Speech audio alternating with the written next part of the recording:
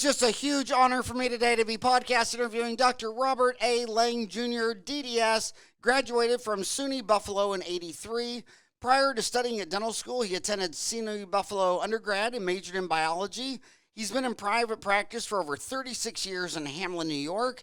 Since he began practicing dentistry, he's remained up to date on many CE classes, ensuring his patients receive the most comprehensive care. He studied at Dawson, Spear Education, Piper.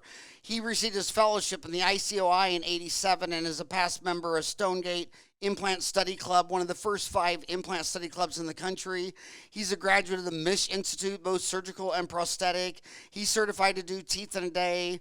Currently, Dr. Lang is a visiting faculty member right up the street from me at CDocs, which is the new name for CEREC Docs, it used to be, and helps with the lab portion of their courses. He's also a CEREC trainer and Sirona speaker, a member of the Spear Study Club. He's a member of the ADA, AGD, Docs, AADSM, ICO, Monroe County Dental Society, and 7 District Society. He gives presentation, has spoken for the Rochester Dental Study Club, on and on and on and on and on. In fact, you were just lecturing in Phoenix, in Scottsdale this weekend, weren't you? I wasn't lecturing. I was just helping out with the lab portions of the courses. Robert, I feel like you're my brother. I mean, you've posted 1,000 times on Dentaltown. I feel like I'm talking to a buddy last, just talking to a friend. But thanks so much for coming on the show. Thanks for having me. What are you passionate about today?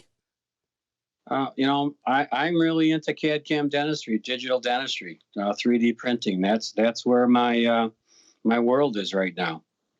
Now, is the term CAD-CAM going to include 3D printing? I mean, computer-aided design, computer-aided manufacture, that'd be printing or reduction, additive or subtraction. That's a part of 3D printing, because 3D printing is a part of CAD-CAM. Is computer-aided design and computer-aided, manufacturing. So what's different in CAD-CAM Day? I know that so you teach a lot at Spear.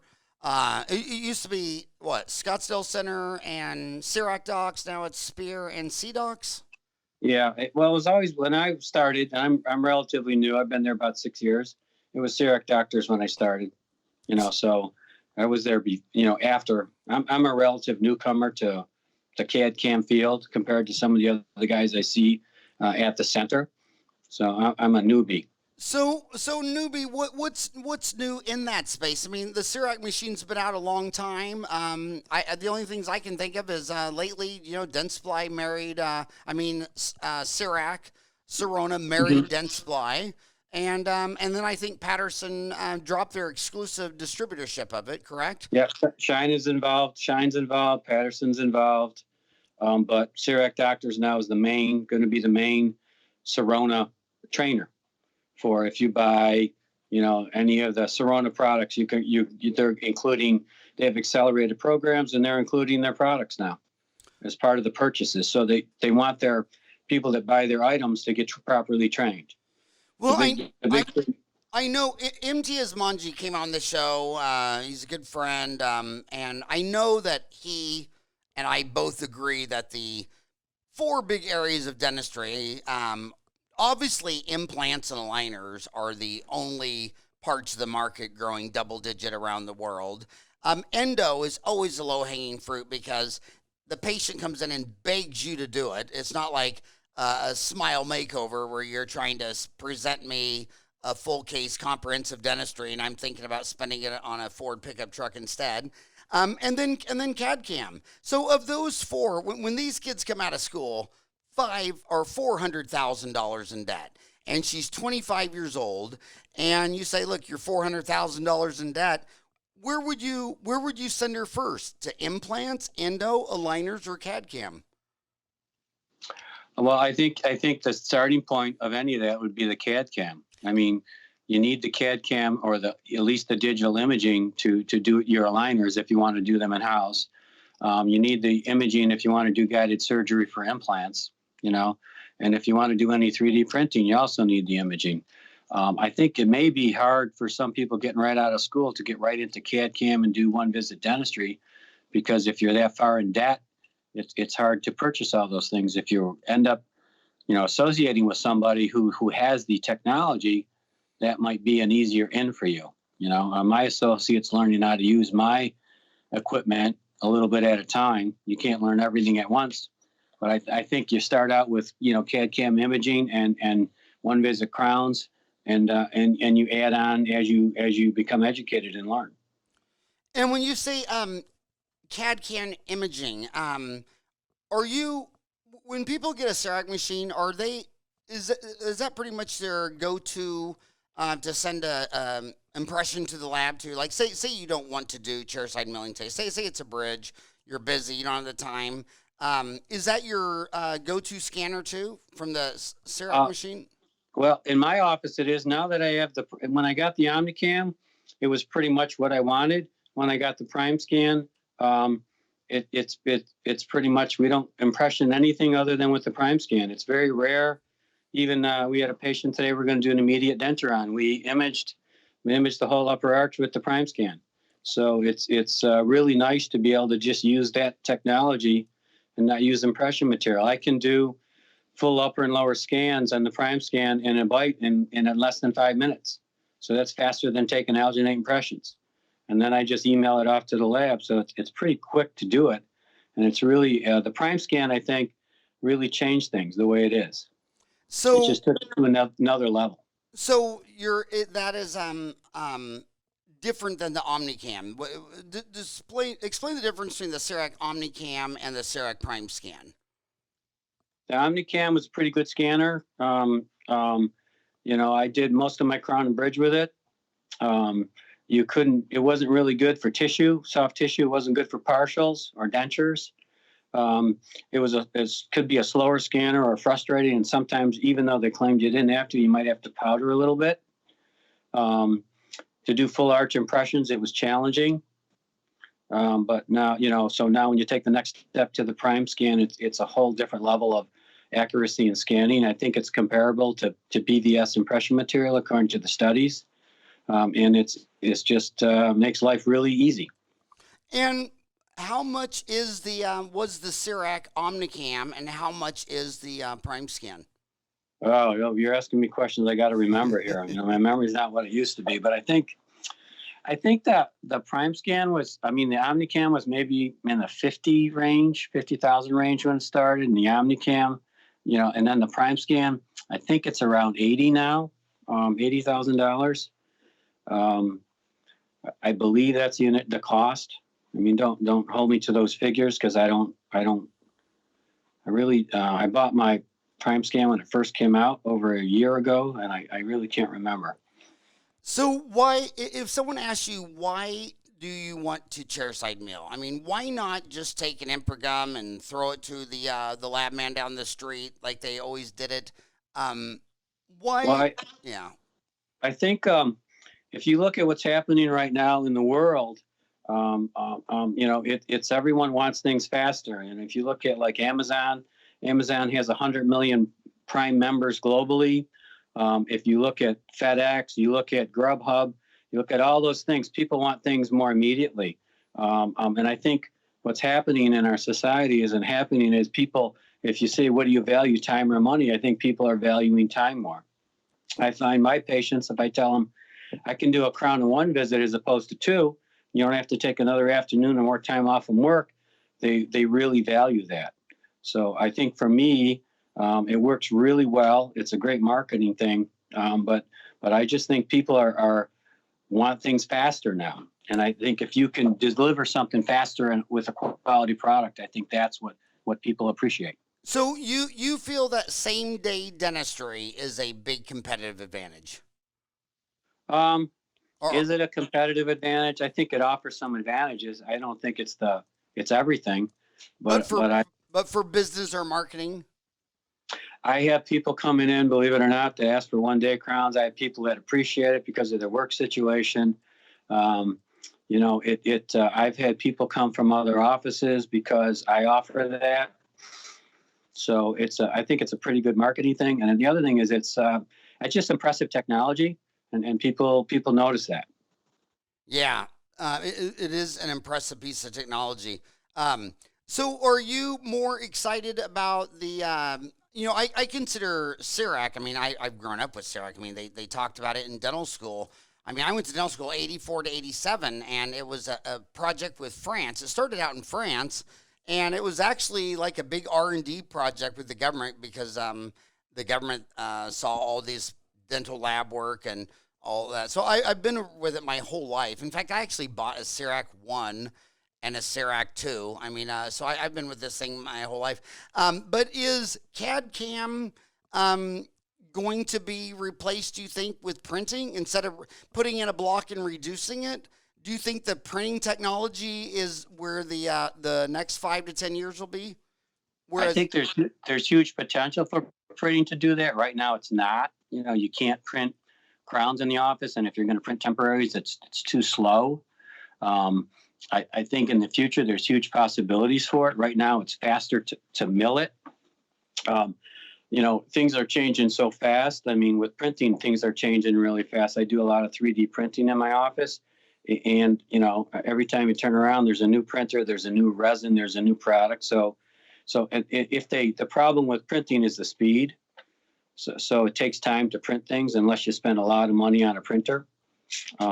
So it's not cost effective. I think if you're doing something in your office with printing or CAD-CAM, there has to be a return on your investment. It can't be a toy.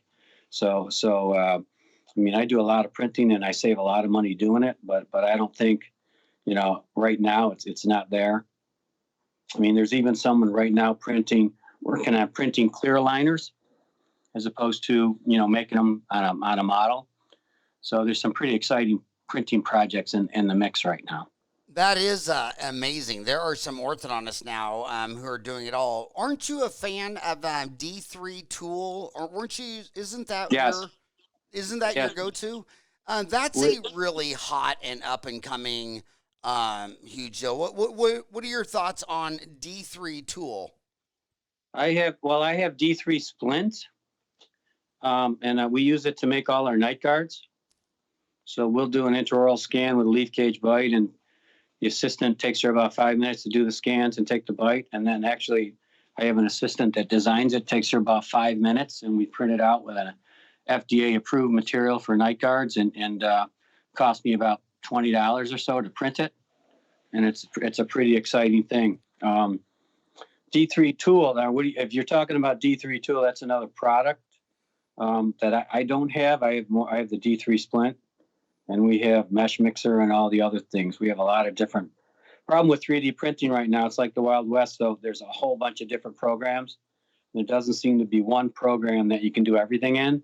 So you tend to do a little bit in each program. So it's a little cumbersome. That Sean Van Devire, he's behind that D3 Tool. He's a real unbelievable high-tech innovator, isn't he? Yes. Have you met him?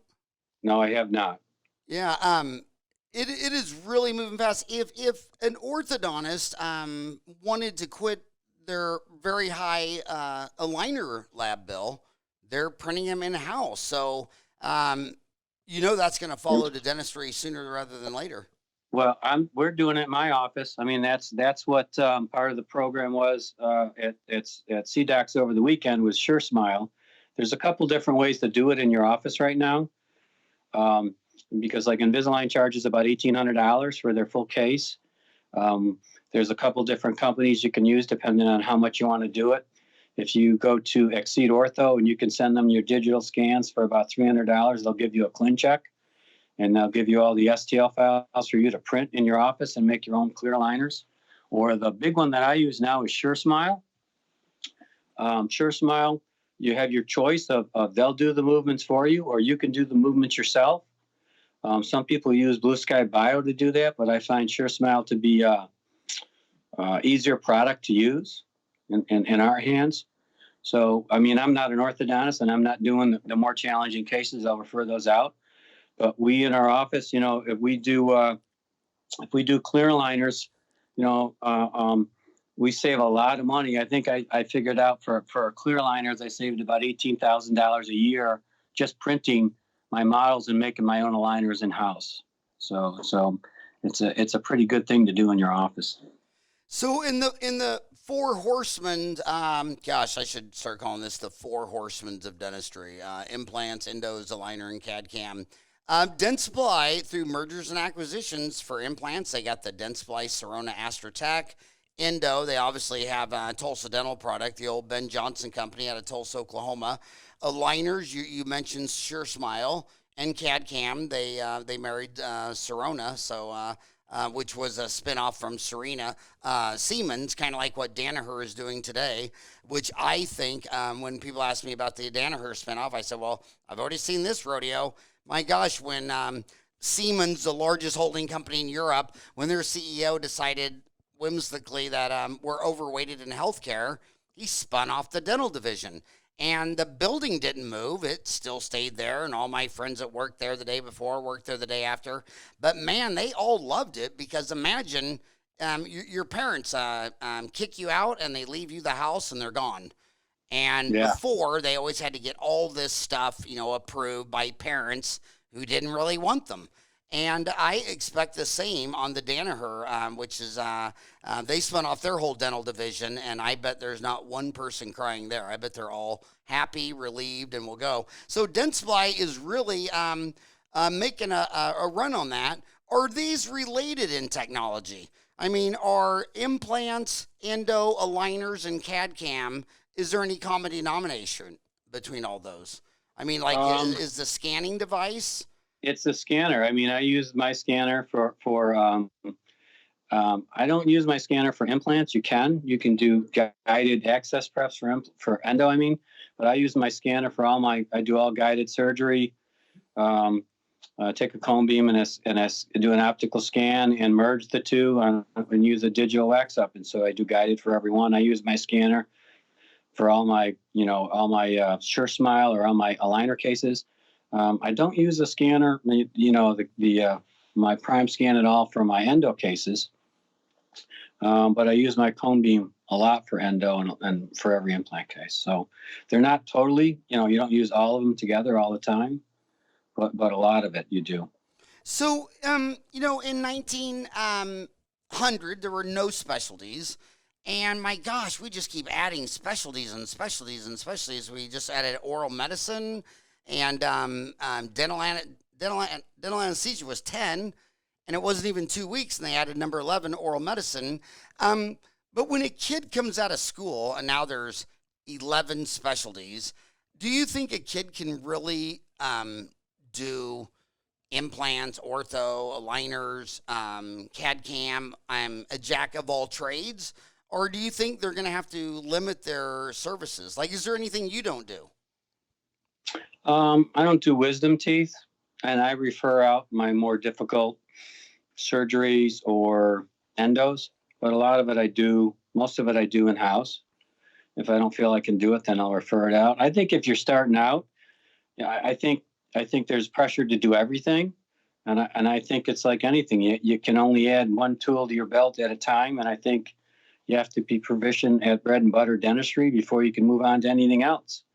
So my associate now, we just had a discussion. He was like, I really like to do implants. And I'm like, I feel like maybe you need to do bread and butter dentistry, get more proficient at composites and things and crowns and then, endo. And then gradually you can't do everything at once. I gave a presentation one time and a friend of mine told me afterwards, he said, you have to tell people that you didn't learn how to do this stuff overnight, that it takes time to add all these tools to your belt. So I think what I always tried to do is every couple of years to take some more education and learn something new so that I could add things I could do in my practice that I could add more production.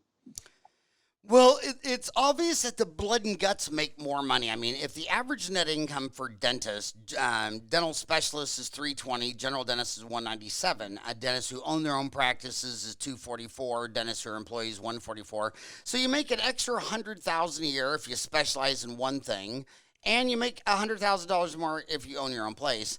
But forgetting all that, oral surgeons $450, periodontist $330, endodontist $307. Pediatric dentist 304. Then the minute you drop below that to ortho, where it's now you're gone to from blood and guts to pretty bleaching, bonding, sexier, whiter, brighter smiles, you're out of the 300s and you're into 289s, Prosto 219. So don't you think there's far more demand for a toothache?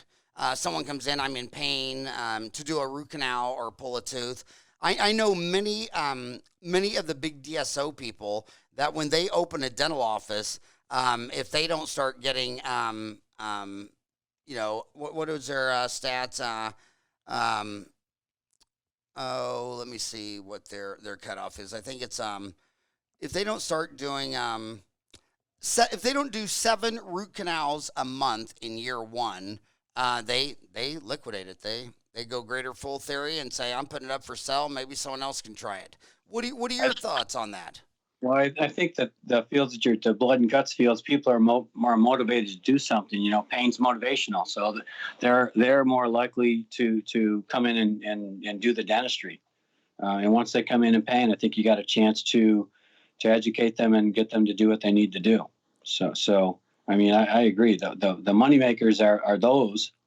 I think the production is better in those things, but I don't think the average student coming out of dental school can jump right into larger implant cases, because I think they need to learn more about dentistry and occlusion and function, and that takes time. So you were teaching at the Spear at the CDocs this weekend? Yeah, well, not teaching. I'm at the event. Yes. Yeah, you were at the event. So in the spirit of not having to, Dentaltown was so that no one will have to practice solo again. Who's the average dentist in there? Are they young? Are they old? Are they? There's a little bit of everything there. It's an interesting mix. The people that are the seminar over the weekend was more complicated software. So the people that were there were not average dentists. They were higher practitioners. And the nice thing about that is you meet people from all over the country, all over the world, and they don't have average practices. These guys they're coming in there are the heavy earners. They're producing. They're doing a lot of implants. They're doing a lot of stuff. I met a dentist from Hawaii. He was doing artificial intelligence, virtually guided surgery. He's looking on the screen, and there's some really interesting people there. So for that particular course, those were not average dentists. When they have people come in for, beginning CAD-CAM courses, then it's a mix of just about everything. But there's all ages. I mean, there's all ages, and it's surprising. And that's what I love most about continuing education. It was never the course. It was always the people you met. And my gosh, I think the number one correlating variable to people having a long, happy, healthy, financially successful career is number of hours of CE, just for that reason. You think you're all normal and everything's fine, or you don't like this, and then you just surround yourself with these people. You go to these courses, and they can really drag you up.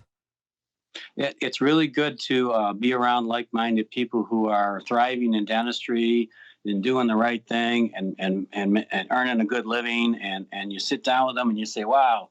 And they're always doing it a little different than you, and you learn from them. And it's I learn more after the courses sometimes than during the courses, just talking to the other practitioners. So I really enjoy that part of it. So you've been on Dentaltown. I mean, you've posted 1,000 times for so long. What do you think? What are you most passionate about on Dentaltown? I see you posting a lot about implants, a lot about healing abutments. Where do you think the mood is on Dentaltown? And you posted, has anyone upgraded their OmniCam AC to allow CEREC SD version 5.1? How does it stack up at Prime Scan? Or you were responding to that post? Yeah. Well, the thing about Dentaltown is when I found it, I can't even remember when I started on it, but it was like, when I started practicing, everyone was kind of their own island in my area, and people didn't share. They didn't share stuff. They didn't talk about it. It was hard to ask questions, and you felt insecure if you had an issue that you didn't want to talk to somebody about. And the neat thing about Dentaltown is you can go on there and post something, and people just help you and share and give you information. And it was really nice at the time when I found it, because it's frustrating when you're your own island in dentistry and you don't know if you're heading in the right direction. And people don't share always. And then when you get on that community, you just ask and everyone helps you, or someone knows more than you. There's always someone who knows more than you, and they're usually willing to tell you or help you. And if I know something, I help, or if I got a question, I ask, and someone always helps you out. So I think that's pretty neat. I think that, like, if you're starting out in dentistry, it's nice to know there's a place to go where you can ask questions and people can help you, whatever you need. And that's why we do the anonymity. I mean, I know who everyone is, but they can have, they don't have to be transparent to the group. They can be Dr. Smiley Tooth. But it was Rolla Christian who kept telling me, Howard, dentists have to have a place to ask a stupid question. And if you make them tell them who they are, like if you're an endodontist and your root canal failed, well, you can't post that to where it's associated with your name and everything, or your other endodontists might start emailing it to everybody saying, what's wrong with Charlie? Is he drinking again? I mean, look at his root canals. But there's got to be a place, I think, at anonymity, but I know it's very controversial when someone asks a question, you don't know who it is, but me and Hogo know who it is. And, Yeah, well, I think it's great that you can do that, because you need to have a place to talk to people and discuss things, and there wasn't that place before. There wasn't a place to talk, and it's great. I enjoy posting cases and seeing what people have to say. If I have something I did that's interesting, I'll put it on there and see what people say. And it's the old adage, if you have 4 dentists in a room, you're going to have 5 different opinions, and everyone's got an opinion. But it's fun to hear what everyone has to say and how they would do things. So. And now the big scare is the coronavirus and this market. And do you think that's going to change dentistry? I mean, will it put upward pressures on teledentistry? I don't know. I have a friend who was at the course, and she practices in Dallas, and her schedule's been empty, and everyone was nervous, and everyone was canceling their appointments. So it's I don't know. It's interesting. I don't understand why all of a sudden people are panicking so much. I want to go back to the early kid coming out of school, because every time someone leaves a comment on YouTube, and please do that, please leave a comment in the YouTube, tell me something about yourself, email me, howard@dentaltown.com. Most of them are telling me a quarter of them are still in dental school, they're all under 30, and I know I ask this question a lot, but when they come out of school, they're costing $100,000 a year, they're $400,000 down, and their complaints are, I never placed an implant. That's one of the big 4. You're saying I need to learn how to place implants. I got to buy a CBCT. That's another year's college. Chairside milling. That's another year's college.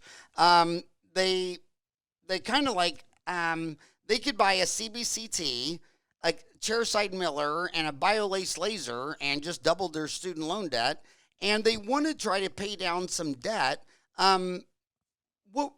Where would you have them start? You said earlier occlusion, and that's one thing that's the 3 things we study: cario, perio, and pterio. Get it? Lateral pterygoid. I stole that from one of my guests. Cario, perio, and there was nothing to rhyme with occlusion, so pterio. Why are they more proficient in cario and perio, and why is occlusion, pterio still need so much graduate training at Spear, at Coyce, at Dawson, at Pankey? Why is that the issue? I probably say that I'm not sure what's taught in dental school now. I know when I got out, I felt like I thought I knew something, but I realized I didn't. And until I took like my first Dawson course, and I remember sitting in the first Dawson course, and by lunchtime I had a headache because I realized of all the things I was doing wrong. So I don't know. I don't think there's enough time to teach everything they need to know in dental school. So I think they get them where they get out, and then they need to start. And I don't know. I don't have an answer. How's that? It is a wild frontier there, and it is like talking religion. There's people that if you just disagree with them 1% on anything they believe, it blows their mind. Where do you think, what's next for CEREC docs? Do you see some new technology coming down? Is AI going to change that, or any major innovations around the corner?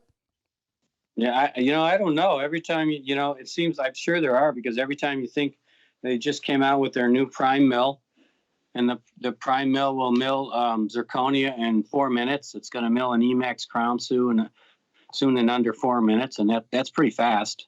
So it's realistic if you're taking 15 minutes out of a mill time or 20 minutes out of a mill time, it makes the one visit procedure a lot faster. I don't know. I don't know what's next. I mean, I think the new frontier right now is probably going to be 3D printing. I really do. That's where all the fun is right now. That's where I'm having all the fun anyway. And that's I don't know, because every time it comes out, it surprises me. I always know something's coming out when it's quiet, and all of a sudden they come out with something new. It is always changing. For me, there's several types of CEREC doctors. I know so many types. There's as many different types as there are dentists. Like, I know CEREC doctors who they have one or two chairs. They do everything themselves. They prep, they scan, they do the whole thing. And then there's other ones I know in Phoenix where the hygienist will come in and numb, doc will come in and prep, and then he'll leave, and he'll never see the patient again until it's cementation time. What do you think from just an economics point of view, a business point of view? What do you think is better? Well, from a business point of view, you need to delegate, as much as you comfortably can. So I do see a lot of CREC doctors. They do every aspect of the procedure all themselves. I mean, for me, I get the patient numb, and the assistant does all the scanning. I prep the tooth. They're going to marginate the crown and design it. I'll check the final design, and then I'll seat the crown. So my time in the office is limited. But some people delegate more than that, and most people delegate less. But when the crown is milling or being made, I'm in another operatory work, seeing another patient. So I think it's more productive when you delegate things. But a lot of dentists have trouble delegating. And why do you think that is such a big factor? Why do some dentists um, delegate so much, and other dentists just don't want to delegate any? Do you think it's a personality trait? Is it I think it's controlling? personality, or you're afraid they're going to do something wrong. And once you start to train somebody, they're initially going to make some mistakes, or you're going to have some issues. And some dentists just want to do everything themselves. I think, you see fewer patients that way. I think it's less rewarding. I don't think you're not going to definitely make as much money because you can't see as many patients. So I don't understand why they want to do it. I think, helping doctors with the different level courses there, I get to see just about everything. And there's the full gamut of what doctors do, and everyone's different. I guess you got to do what you're comfortable doing, but I like to delegate. So, I Iva Claire, I mean, their star product was Emax forever. I mean, it was just their everything. And I mean, I can't believe, if you would have told me in '87 that the new thing was the PFM and it was replacing the gold. I only have gold in my mouth. I have 7 gold inlays, onlays, and this new thing was coming out, the PFM. And did you ever think you would live through the entire life cycle of the PFM, and now it's a dinosaur going out? And No. now I see Emax being replaced with zirconium all day long. It's just so much faster, easier, cheaper. Do you think zirconia is going to be the final end all posterior restoration for a long time? Um, I don't think so. In aesthetic situations, I just don't think zirconia is always as aesthetic as Emax. Well, I'm talking posterior, just the molars. Posterior, not in my world, but probably. But when You you say know, not in your world, tell me what you mean, because I know gentlemen can disagree, but I mean, I went all through Dickerson's deal with Hornbrick and all that. And I love those guys. They did so much for me. But come on, at the end of the day, we're two old dudes looking at each other. I can't see your molars. I mean, these people that are talking about, that it's not translucent enough for a first molar. It's like, I listened to a guy talk about that, and in an 8 hour lecture, I never even saw one of his molars. So do you really need an Emax on a molar if only you and your ENT are going to see it? No, no, you don't. I mean, if I'm worried about anything, I'm probably going to use zirconia. If I'm not concerned about aesthetics, I'm probably going to use zirconia. Okay, so yeah, it's stronger, and it's there's less chances of having issues with it. So as the materials get better, it does look better. So who knows what's going to happen with it? I think they started out with the chair side for me. I was doing Bruxers when I was sending things to Glidewell, and then Sorona had their chair side zirconia. It was strong, but I didn't like the appearance of it. 3M has got a really nice material out. Katana's got a nice material out. So I think aesthetically they're getting better all the time, and they are easier to deal with. So They are. what do you think Ivoclar is going to do to replace their cash cow baby Emax? I mean, do you think Emax is being challenged as far as volume? I mean, that increases I think zirconia has to come from somewhere. I think they're losing a little bit of the market to zirconia. They have Ivoclar has their own zirconia, um, and now they're coming up with some. Some of the companies are coming up with multi-layer zirconias. So yeah, I think they're going to lose a little bit of the market. But I think right now, for the near future, I think Emax is going to be a workhorse of most offices, in my opinion. Everyone that I talk to, that's what they. If you talk to CAD-CAM dentists, it seems like their main go-to product is Emax. So in So my world, that's what it is. So we've been talking about CAD-CAM. Let's go next. We could go implants or soft and pretty. Let's go soft and pretty with SureSmile Dentsply. Kind of the next kind of like an Invisalign. What do you think there's a bigger demand for in the United States? So she's 25. She's $400,000 student loan. She's practicing in any city USA. Do you think more Americans are willing to pay for clear aligners or replacing a missing tooth with an implant? That's that's a hard call. It depends on your practice and where you are. I mean, if you're asking what one should they get started in first, I think your startup to do clear aligners is less. So if you're coming out of school, your investment and your return on investment for clear aligners, you might get a little something sooner, as opposed to if you think about doing implants. In my opinion, if you're going to do implants, you need to do a proper curriculum. You can't take a 2-day course and start slapping titanium in patients' mouths. So there's a significant investment in your education in implants and your armamentarium. So it takes a little bit to get going. So if you're looking for initially, coming out of school and something to be productive, probably clear aligners. And it depends on what I see is it depends on the practice, and it depends on how it's handled in the practice, whether or not you're going to be productive with it. Okay, so if she wanted to go from 0 to 100 in SureSmile clear aligners by Dentsply, how would you recommend she do it? Well, you probably have to get the proper training proper ortho training or clear aligner training, and they have courses and they have things to do. And then you have to have some sort of marketing plan to start to get the cases. Nowadays, there's so many companies or Facebook pages and things that you can do to get the exposure to what you're doing. Invisalign's branded the name, but everyone knows what clear aligners are now. So That's I'm what a not. lot of kids are wondering. Like, when someone calls up the phone and says, "Does Doc do Invisalign?" What do you say if you? How do you answer that if you do? We say we do clear aligners. We call it Dr. Lang-Align, as a joke. Dr. Because Langline? Dr. Lang aligners. We just say that Oh, as a joke because we don't want them to say Invisalign because I'm really I'm weaned off Invisalign because I like to print my own models and do my own clear aligners. I save a lot of money doing it, and so that's what we do now.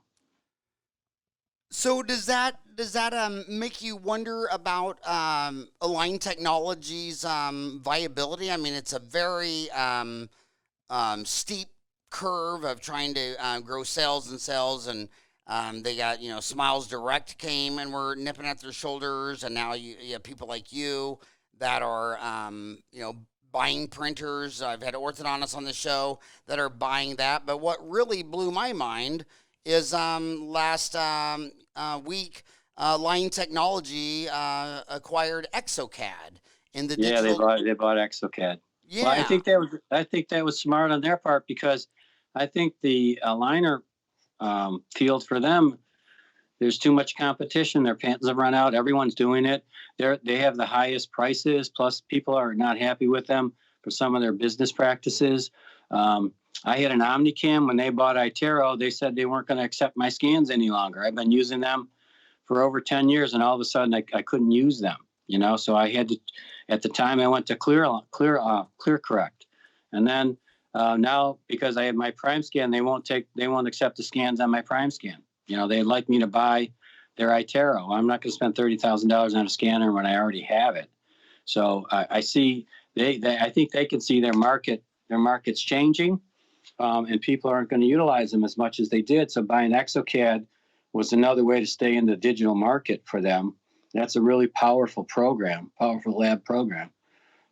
Played with it this weekend. It does a lot of things. So I think that's the future for them, is other venues. So let me read the deal, but you said that very well. So Align Technology recently inked a deal to acquire German-based held Exocad Holdings. Exocad is a global pioneer in dental CAD-CAM software space, specializing in integrated workflows of dental laboratories and practices. It boasts an extensive network of customers, partners, and resellers across 150 countries. The acquisition would widen Align's reach in digital dentistry with their 300 million patients globally, and they're and Danaher, they kind of did the same thing where Danaher cemented its position within the global dental CAD/CAM market with the acquisition of Noble Biocare in 2014, and that was told to strengthen its CAD/CAM division, and then Dentsply acquired Aurametrics, a leading industry provider of innovative 3D technologies. So, what do you think about Dentsply and the Aurametrics? Aurametrics is you're meaning SureSmile, correct? Yeah, but the name of the company's Aurametrics. Yeah. And I think it was a smart move. That's what they're trying to. Dentsply's got the CAD/CAM field. They're doing pretty well. They've got every aspect of digital that you could think of, and getting into the aligner, clear aligner market by doing that is I thought it was a smart move by them. And then they're courting all their already Sirona customers. And They're and they're Dentsply, when you're big enough to buy Sirona, you're big enough to buy anyone. They could have bought anyone. Hell, they probably could have merged with in Align Technology. But why do you think, out of the 40 clear aligner companies, why do you think they went with Aurametrics? I think Aurametrics was around a long time. They have a really good they had a really good software, where it, in my opinion, it does more than Invisalign. It gives the doctor more options than Invisalign does. You could merge a cone beam with their program. You could put before and after in their picture, of what you're going to do. It's a pretty powerful software that they keep refining and making a little more user friendly. When you first get on it, it's a little frustrating, just like any software when you first start using it. But I really like it, and I like the fact that if I want to, I can do the tooth movements. So if I want to do a case with SureSmile, I can send them my scans. I can do all the tooth movements for $45. They'll give me all the STL files, and I can make all my clear aligner trays. So if you want to do the movements, and I don't do big cases or hard cases like that, but as opposed to what the cost for Invisalign or some of the other places, and if I need to do some pre-prosthetic movements, it's very cost effective for me to make some trays to move some teeth. So I like the options that I have. I played with Blue Sky Bio a little bit. Took a little time to use, but SureSmile is pretty quick to get the movements down, and they separate all the teeth for you. They do all the heavy lifting, and you just get the models and do it. So I think it's a pretty good program. Now I want to switch to. I'm going to get you in trouble because half the kids come out of dental school and they've already decided they hate endo. They don't want to hear about it. They say things like that's what endodontists are for, and I say, when you borrowed $400,000 of other people's money, I no longer really care what you think. But they just seem to build a fear of molar endo, and they need to get over that fear. If you had to put on your dad hat, and your daughter had $400,000 of student loans and wouldn't do molar endo, didn't want to hear about molar endo, what would you tell her? I would say it's one of the most productive procedures you could do, and you really need to learn how to like it, because you can produce $1,000 an hour with molar endo easily if you learn how to proficiently do it. And if you want to pay your bills off, it's hard to bill $1,000 out with composites, an hour without killing yourself.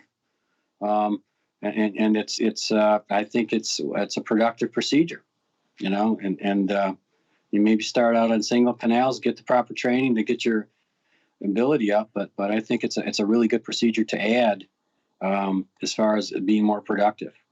My associate right now, he's starting to do more for me, which is nice for me, and he's going to get a little more training and become more proficient at it.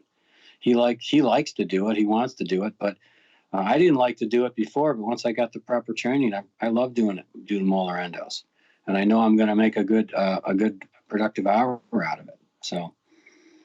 And one of the things also you can do that I would recommend is when you start out and you're going to pull a wisdom tooth, like that's my favorite exodontia. I just love wisdom teeth. I love extractions the most.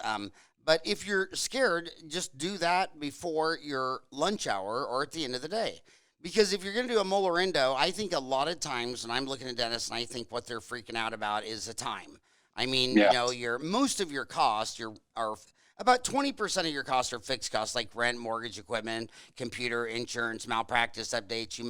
You pay your rent, and it doesn't matter if you were closed for the month or open 24 hours a day. Your variable costs of lab, labor, supplies are costs that go up and down with your volume. But when you got a scary case, don't make it the 8 a.m. patient, because then you're freaking out when you wake up and you're taking a shower with a knot in your stomach and all that stuff. Do it at your, if you take lunch from 12 to 1, do it at 11 o'clock. And if you're really scared, do it at the end of the day, because who cares if you can't find a canal if it's the last patient of the day? I mean, my God, you consider, I had cases where, I had to get up, stretch, went and turn on the office music as loud as it would go, eat a few chips and come back down. And if you're not staring Mother Time in the face, a lot of the pressure goes away. Yeah, so I think when you initially start to do it, you need to put yourself in situations where there's less stress like that, and just take your time and get it done. And I think the thing that I stress is just do it the same way every time. You become more proficient if it's a routine. If you're going to do the same thing at every point in the procedure, the assistant anticipates, what's going to happen. And I think as you go on, you'll be faster at doing it. So that's what we kind of stress here. I call it the rule of 52. If you don't do something once a week, I don't know if you're ever going to get really good at it. I mean, when I see these dentists and I look at all the training they put into implants, and they've done everything. They got a CBCT, they got an implant kit, and they went all the way to the Caribbean, and they do 2 implants a month. And I'm like, I don't even think that breaks even. And if I had to have a surgery done, I've only had a few surgeries of a vasectomy. I wouldn't want to go to some guy who does like one a month or one every month. Wouldn't you want to go to a specialist or someone who does a lot of them?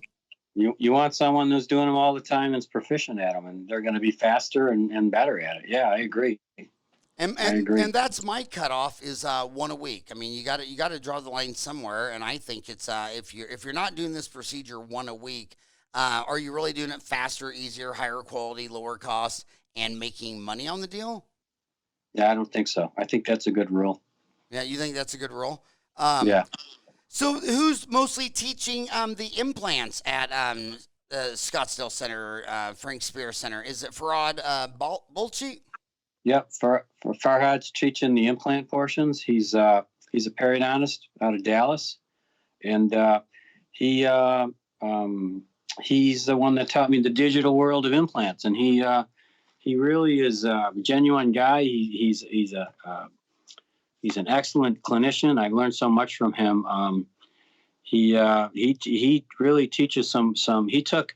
I mean, after I took Mish, I was plodding along, and he took me into the digital world and guided surgery, and it really the digital workflow for what I do is a lot of what he's taught, and it's really makes things differently. Makes the surgeries faster and more accurate.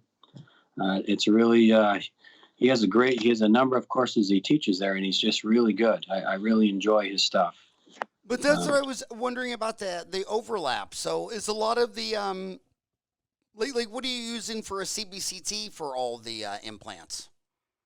I have a Sirona CBCT. It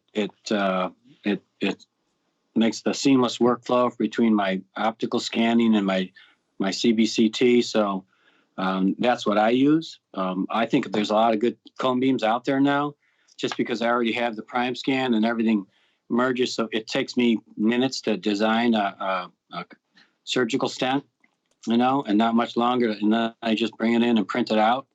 So, I mean, for me, the workflow, the software is really nice. I've seen some other ones that are a little more cumbersome, and I just think it's the Sirona software and workflow really works well for me. So the Dentsply Sirona Prime Scan, that's the for the CIRAC. What Dentsply Sirona CBCT did you get? I got the Orthofos, the SL. It fit into where my Panorex was, so it'll do a 2D image or a 3D image, and I can do it does SAS, it does anything that I need. So for me, it just worked into it. I think it's the large field, 11 by 10 field, not the extra large field. The Orthofos SL39 or 3D? Yeah. 3D, yeah, the Orthofos 3D. And it's a 2D or 3D. And how much did that set you back, and how do you like it? It set me back about 100, to be honest with you, around that range. I think unfortunately, since I bought it, I think they've lowered the prices on it to be a little more competitive. I love it. I get great scans all the time. I mean, I looked at like Plan Mecca and some other ones. They all get great scans. This had the software I like. This also has it just talks to my my Prime Scan. So it's a seamless integration for me. And that's one of the main reasons I got it. But I think I get really nice scans with it. It's there's everything's a trade-off. When you're little, you believe there's good and bad, right, wrong, up, down, left, right. And then as you get older and older and older, you realize there's 50 shades of gray. And we're talking about the closed system like Apple or Sirona for the most of their time, and the open system. When I see people complaining about a system's not open and I want to be able to hook it up to anything, I see a lot of staff there that can't figure out how it works, and it increases your training. When everything plugs in and works together, it's just easier. Do you think that's true or false? I think it's very true, because the problem is if everyone wants to buy a different cone beam, a different scanner, and a different mill, and do all these things, and then if something's happening, and when you have technology, things always happen. And whose fault is it? What piece of equipment is it? And it can become very frustrating, because when you're married to technology, and I am, when you're married to technology, you have a problem. It's a problem. So I know that all of mine are from the same company. So if there's a problem, they figure it out pretty quickly. Not that there's a lot of problems, but the problem is if you piecemeal your stuff together, you might save a couple bucks. But I don't have the stomach lining to worry about what's going to happen, or who's going to fix it, or how long it's going to be down. And I see that. I see people having issues. So Sirona's got that Orthofos 3D. That's the CBC3 you're talking about. But they also have the Endo, the CAD Endo access guide. Are you thinking about their endo technology? Well, I had did an endo today. A molar was very calcified.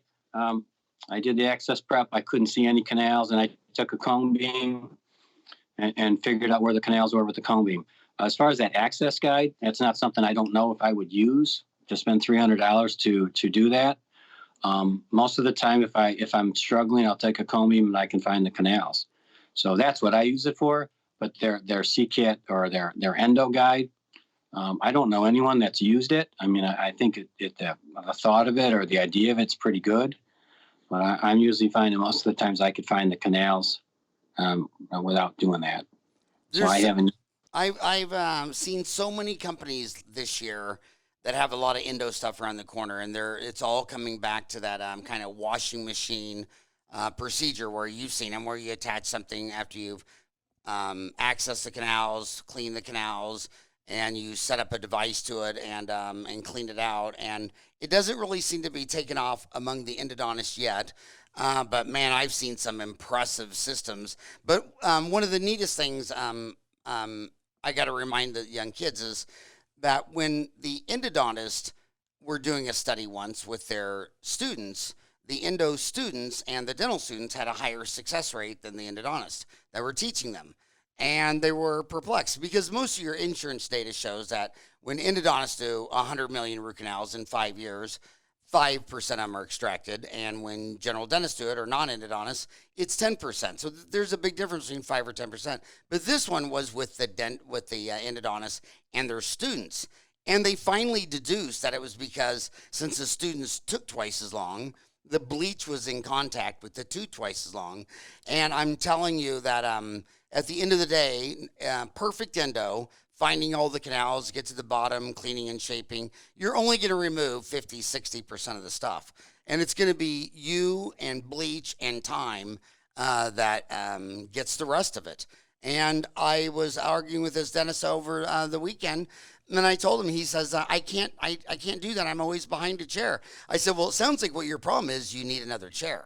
It doesn't sound like your problem is the research or what Buchanan's saying. It seems like the problem is your chair. And that is the one thing that I love the most about the business of specialists. When you call up an oral surgeon, a periodontist, or an endodontist, they always have capacity because they make 80% of their money from about 5 referring guys. And they could never tolerate one of the doctors that refers them all their molar endo. They don't want them calling another endodontist.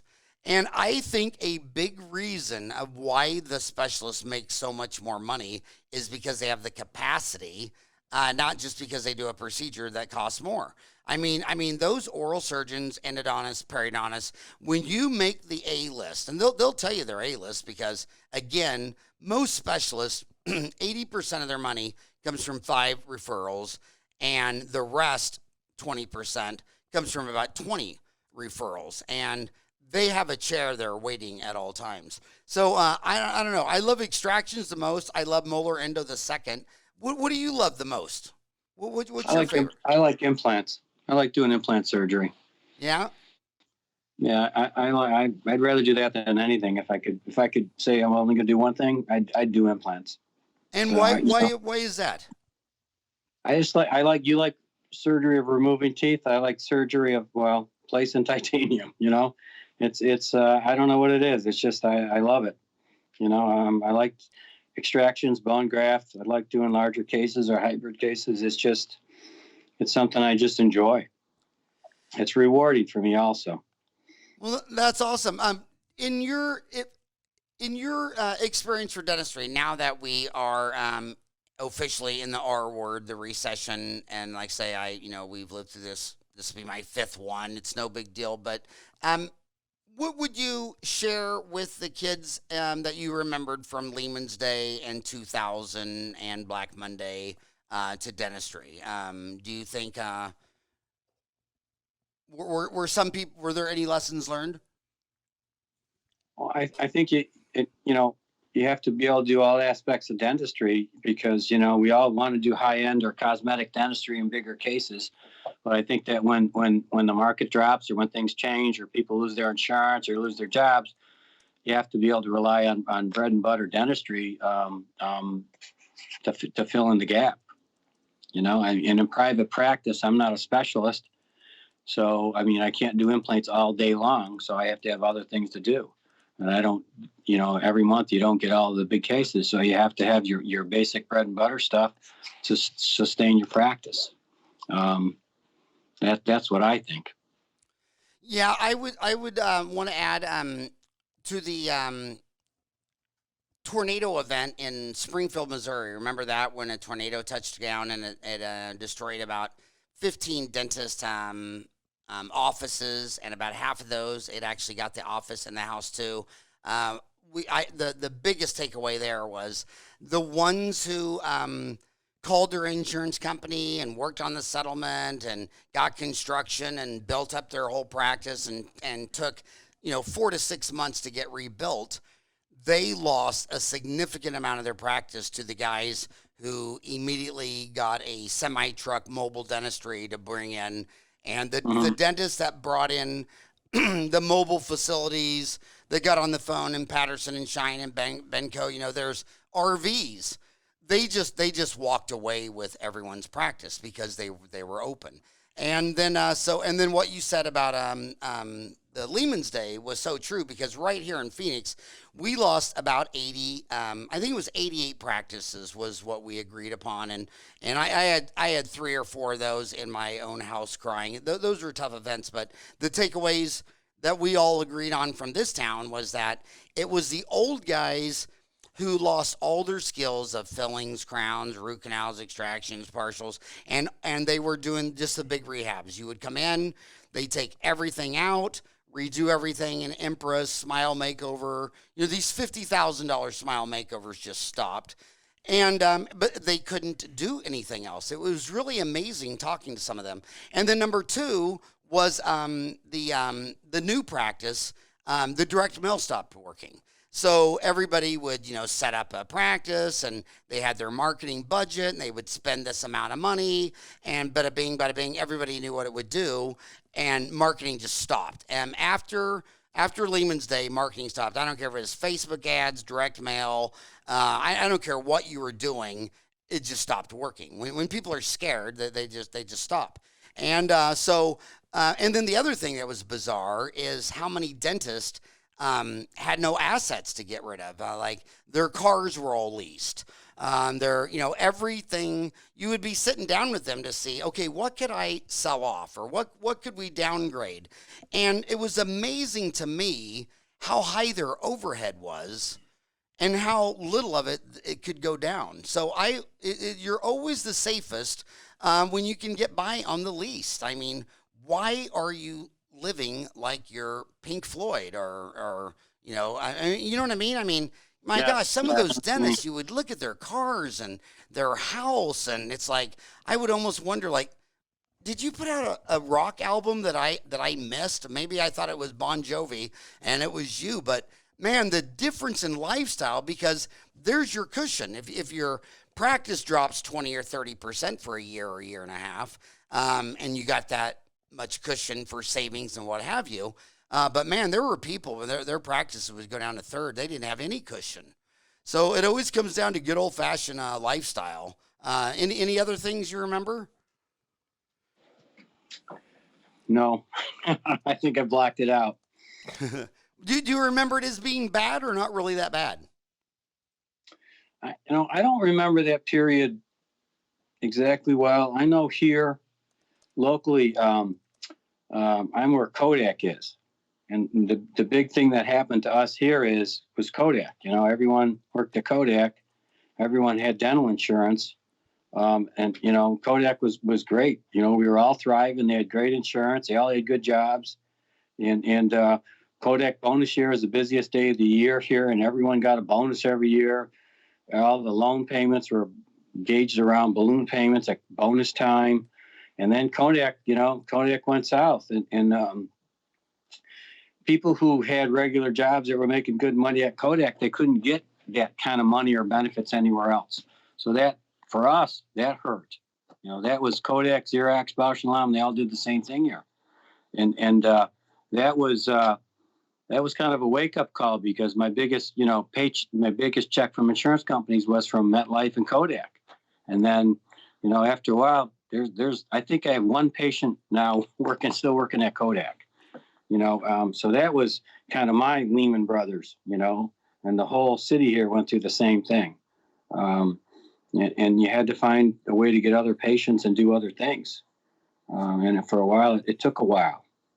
So how far away is Hamlin from Rochester, where Kodak's headquartered? I'm just west of the city, up out by the lake. So I'm a 15-20 minute drive from the city. And so I'm in the rural suburbs. And what's the population of Hamlin? Population of Hamlin is around 10,000 people, roughly. And how do you like that? How do you like the small? 10,000 people. I've really grown to like it. I'm the only dentist in town, which is nice. You're the only dentist in Hamlin? Yeah, I'm the only dentist in town. With 9,056 people, that's amazing demographics. Yeah, I did some research before I opened up the practice, and I had thought probably by now someone else would be here, but it hasn't happened. And how long have you been there? 37 years.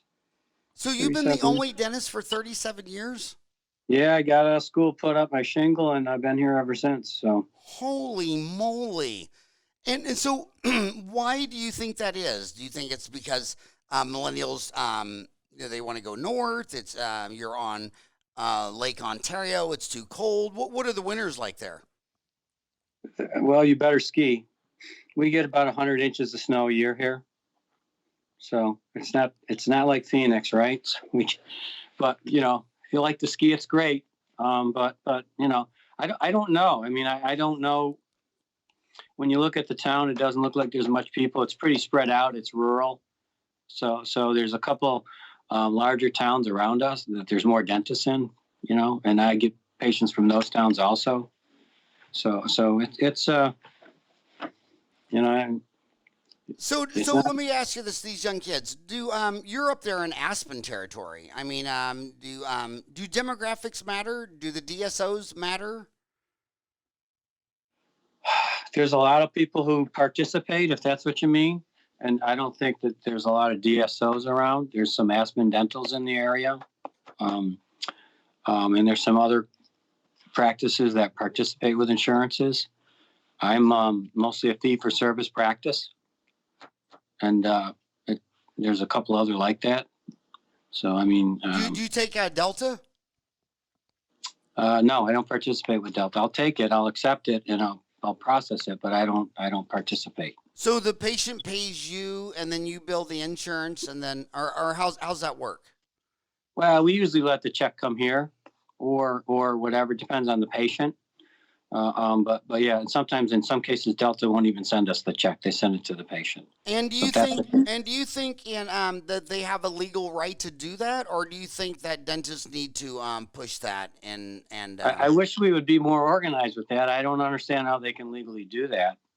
I don't understand how there can be insurances that people can't pick who they want to go to, but I don't understand how Delta can not send me the check. But I think that might be a whole different long conversation about it, but it's frustrating. It's frustrating. Yeah, and it's frustrating for me because, for me, it's happened to where, good friends, they didn't pay or whatever, and then they send a letter and they say, oh, thank God, because we had this big old tragedy and we didn't know what we were going to do, and then we got this big old dental insurance check, and we said God works in mysterious ways, and we cashed it and paid that, and they're coming in like expecting me to sing Kumbaya with them, and I'm just looking at them like, oh my God. People are they can rationalize anything, especially if they have a financial incentive to believe it, and that is just amazing. So demographics, do you think demographics do matter in your career of seeing all these superstars coming in to the Spear Center at Scottsdale? You're always working with heavyweights. Do they more often than not have a unique demographic situation like you, or does that not to be the most weighted?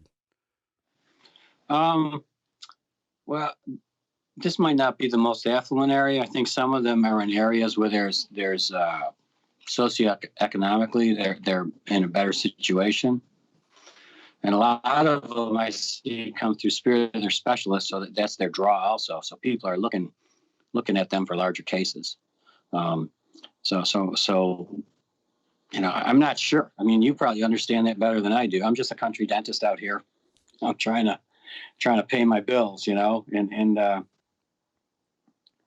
Well, I'm not I sure. do every time I talk to a Wall Street man, every single time, because a lot of these, this is going to be really interesting times for the DSOs because they're very, very highly leveraged.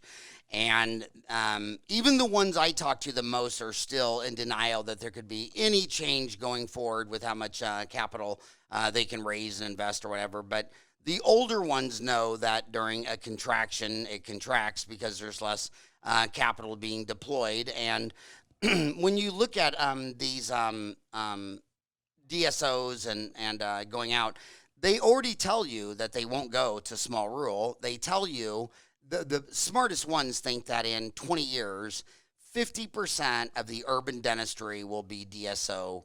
They'll all be working for a DSO. I mean, a lot of smart people believe that with a lot of really good math. But they all have given up on the rural. They said, no, we don't want the rural because of two reasons. The millennials don't want to go there, so their work base isn't going to live in your town. And I get that if you're single, because the number one drive of a species is to reproduce and have offspring. And if you're out in the middle of nowhere, Kansas, you have less odds than maybe in downtown, urban area. But the millennials, they just like the big cities. And so the DSO says we can't get workers out there. And so, and then if we have a practice and it doesn't work or whatever, there's no liquidity out there. So the rural is going to be the advantage for the next 2 decades. Do you agree with that or disagree? Well, the DSOs aren't going to be out here, then yeah, I agree with that. And probably that's what they feel. They probably have some sort of statistic that they have to have so much of a population before they're going to go someplace to pull from that. I mean, I think I think it's a benefit for me, and I don't know. I mean, how many of those DSOs actually are profitable? I mean, Well, when I look at them, it looks like it's always a third of their offices portfolio are doing really great. A third are just treading water, and a third are bleeding. And but there seems to be no dry amount of money from private equity to just keep throwing and throwing. And that's why malfeasant investments create a bubble. And that's why there's two rules of bubbles. Number one, they always pop, and rule number two, they always take longer than you thought to pop. But it's just malfeasant investments.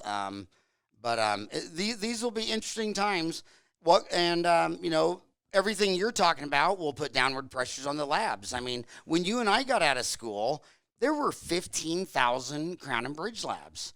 There's not even 7,000 anymore. So we've lived through the extinction of half the Crown and Bridge labs, and everything you've been talking about today is just more pressure on those guys, the scan, the mill, the printing. Yeah, I think the future of labs is to participate at any level that the dentist wants them at. There's a lab that I use, and he's like, I can do whatever aspect you want. You want me to design it, and you can mill it.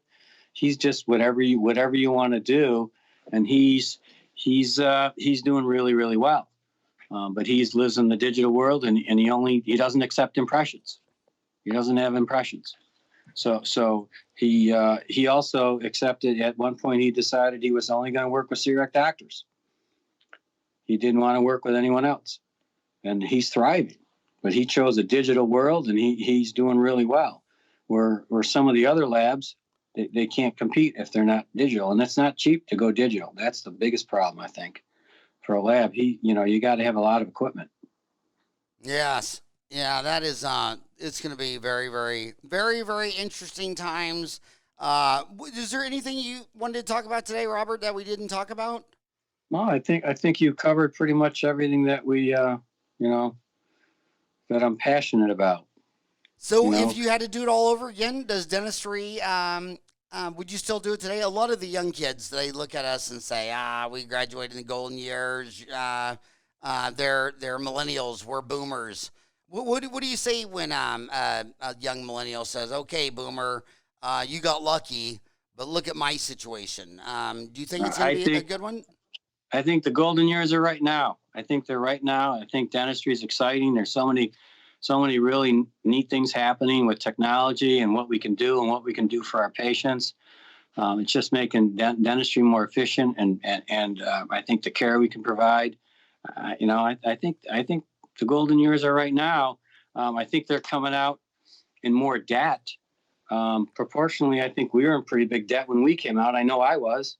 And it's maybe their percentage may be higher if you prorate it, but I think they have huge potential. If I had to choose it all again, I'd do it in a second. I like it. I love it. I thought I'd be retired by now. I'm enjoying what I'm doing. What year did you I don't have graduate a and how return. old are you? I graduated in '83. Okay, so you're So 62? I'm 63. Just turned 63. I So missed it by once. Um, yeah. yeah, and I'll just say one thing about the stock market and when the prices fall and whatever. You buy. I went to Creighton University and it was in Omaha, Nebraska, and Warren Buffett used to come over there and give lectures. And bottom line is that you're buying a business. And imagine if every day you walked out of your dental office, a DSO was out there in the parking lot yelling your price. Hey, I'll buy it for 700,000. I'll buy it for 800. I'll buy it for 500. I mean, every day you walk out of your DSO office, someone throws a price at you. It plays with your head. The bottom line is you have a dental office, you have a business. If you walk out one day and a DSO offers you $1 million, you walk out the next day and someone offers you 500,000, who cares? I mean, it's just a daily price that you don't have to sell for. What's important is your business. And let me tell you something about dentistry. I've been doing this a long time and talk to a lot of people. And you sit there and find any woman on earth who gets her front tooth knocked out. She falls off her bicycle, her skateboard, she's in a 10K and trips or whatever.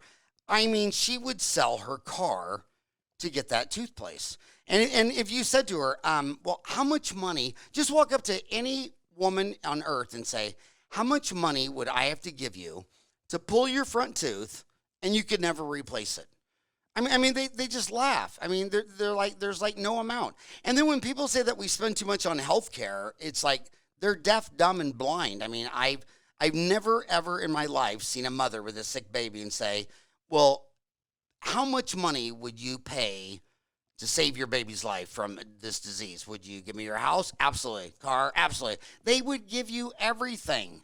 I mean, when everybody will give you everything they've got to live, to save their baby's life. I mean, that's what the Mayo Brothers figured out with the Mayo Brothers Clinic. They didn't. Well, what was the norm back then is when you brought in your 85-year-old grandma and she was really sick and dying. They just said, well, she's 85 years old and she's really sick and dying, and put the house in order and she's got to go. But he realized the market was, my God, I'll sell the family farm, the barn, the tractors, the seed corn. We'll sell everything to save an 85-year-old grandma. And that's the meaning of life. I mean, the meaning of life is the only real value is health. And dental business, only 5% of Americans go to a chiropractor, but there's 8 billion people on earth, and every one of them will see a dentist once in their life. And it's cosmetic, it's talking, it's kissing, it's sexual, it's pretty, it's everything. And the fundamentals of business, of dentistry, are never going to change. And anybody who thinks it's going to be some non-issue, no big deal commodity has obviously never done dentistry for any length of time. I think I agree with you. I think the golden days of dentistry are here for a long, long time. Yeah, I totally feel that way. All right, buddy. Well, thanks, Robert, for your 1,000 posts on Dentaltown. And thank you for educating me so regularly on Dentaltown for the last decade. I really am a huge fan of your posts, and it was an honor to podcast you. Well, thanks a lot for having me. I appreciate it. It was fun. All right, buddy. Have a great day. All right. Take it easy.